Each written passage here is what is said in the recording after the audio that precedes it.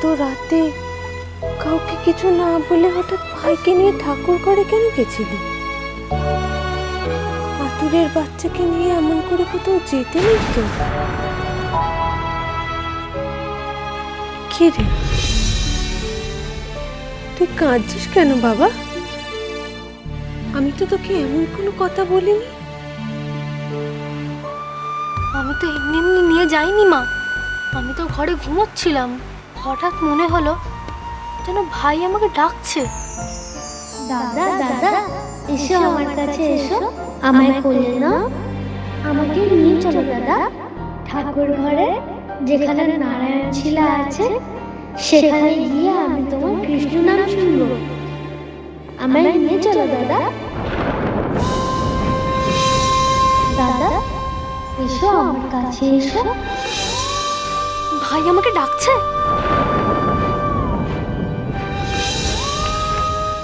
আসবে না আমার কাছে?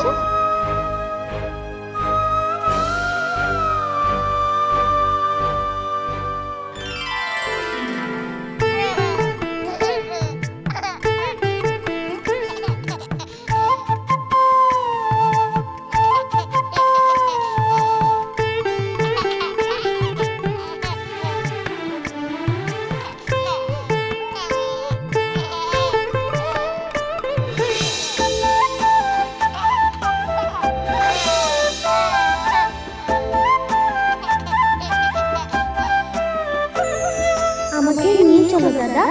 কোথায় নিয়ে যাব ভাই? ঠাকুর ঘরে, যেখানে নারায়ণ শিলা আছে সেখানে গিয়ে আমি তোমার কৃষ্ণ নাম শুনবো। আয় ভাই আয়। তাই তো আমি ভাইকে ঠাকুর ঘরে নিয়ে গেলাম। কি বলছিস শুভ? আমার তো বিশ্বাস হচ্ছে না। ছোট টারেন, তুমি ওকে নিয়ে বাইরে যাও। আয় বাবা আয়, আমার সাথে আয়।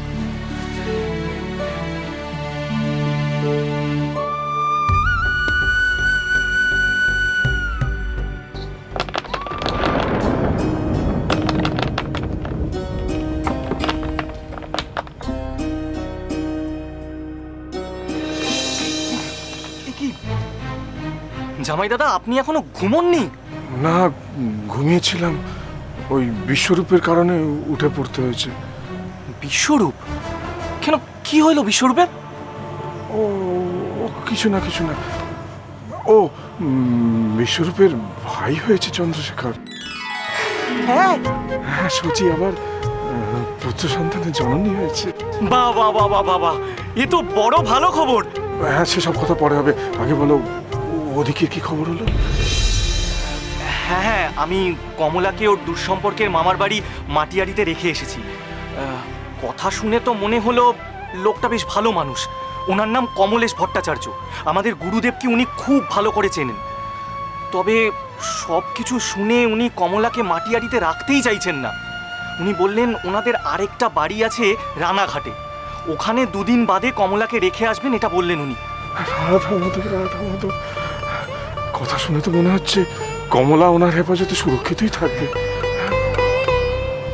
তবে আজকে সন্ধ্যের ঘটনাটা গুরুদেবকে জানাতে হবে। জয় রাধা মাধব, জয় রাধা মাধবের জয়, জয় রাধা মাধবের জয়। দিনকাল খুব খারাপ। বিশ্বরূপ আসার আগে চন্দ্রশেখরের মুখে সব শুনলাম কালকে রাত্রের ঘটনা। বড় ভালো কাজ করেছো তুমি, সঠিক সিদ্ধান্ত নিয়েছো। আপনার আর গুরুদেবের সমর্থন পাবো জানি, এটা ভেবেই তো এত বড় ঝুঁকি নিতে পেরেছিলাম বাবা। আর চন্দ্রশেখর ছিল বলেই তো মেয়েটা কালকে রক্ষে পেয়েছে। বাংলায় বড় অন্ধকার সময়, বুঝলে বাবা। নইলে নারায়ণের নামে মাসে মাসে আচমন না করে কোনো দেবদেবীর পুজো শুরু হয় না। সেই নারায়ণের কীর্তন গাইতে হবে তোড় বন্ধ করে। জানি না ঈশ্বর কবে মুখ তুলে চাইবেন। আজ উঠি বাবা, পরে আসবো ক্ষণ। হ্যাঁ, সাবধানে সাবধানে সাবধানে। কই গো সচির মা, তোমার হলো? এসো। এই নে ধর ছেলেকে।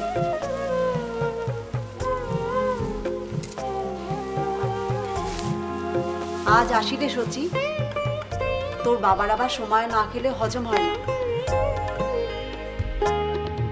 চলো।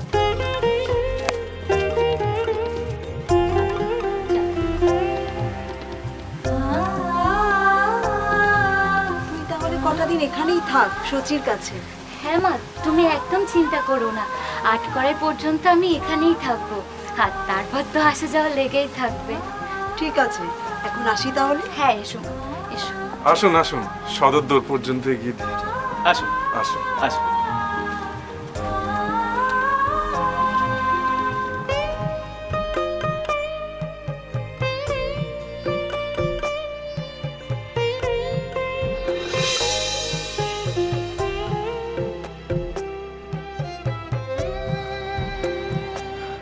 আচ্ছা জামাই দাদা, আমি এবার একটু বেরোবো, কিছু কি আনতে হবে?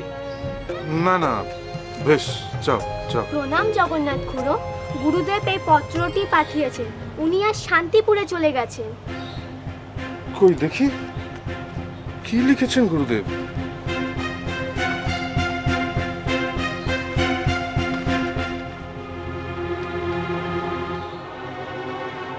কি লিখেছেন উনি? গুরুদেব লিখেছেন যে এই ৬ষষ্ঠীর সমস্ত নিয়ম কানুন শ্রীহট্টের পারিবারিক নিয়ম অনুযায়ী হবে, এবং গুরুমা এই ৬ষষ্ঠীর দিন আমাদের বাড়িতে এসে সচিকে ষষ্ঠীর ঘর বানাতে সাহায্য করবে। আর গুরুদেব আমাকে বলেছেন 1000টা বেলপাতায় দুর্গা নাম লিখে রাখতে। ষষ্ঠী পুজোর জন্য নৈবেদ্য হিসাবে ফলমূল এবং মিষ্টান্ন আবশ্যক। এছাড়াও 1 ছড়া কাঁঠালি কলা, আগ গাছ, কেয়া গাছ, তালপাতা, লেখনী, কড়িবটের পাতা, আখের পাতা, তেল হলুদ, ধান দুব্বা, তুলসী পাতা আর ফুল সংগ্রহ করে রাখতে বলেছেন। সচি আর মহিলারাই এই পুজো করবেন। আর সদর দরজা থেকে আঁতুর ঘরে যাবার পথ প্রদীপ দিয়ে সাজাতে হবে, আর সেখানে আর আঁতুর ঘরের চারপাশে ওই দুর্গা নাম লেখা বেলপাতা সাজিয়ে রাখতে হবে। আর সারা রাত দোর খুলে রাখতে হবে। ওই পথ ধরে বিধাতা এসে সদ্যজাত সন্তানের ভাগ্য নির্ধারণ করবেন। নদীর নিমাই, সোম থেকে শনি সন্ধে 7টায়, আকাশ আটে।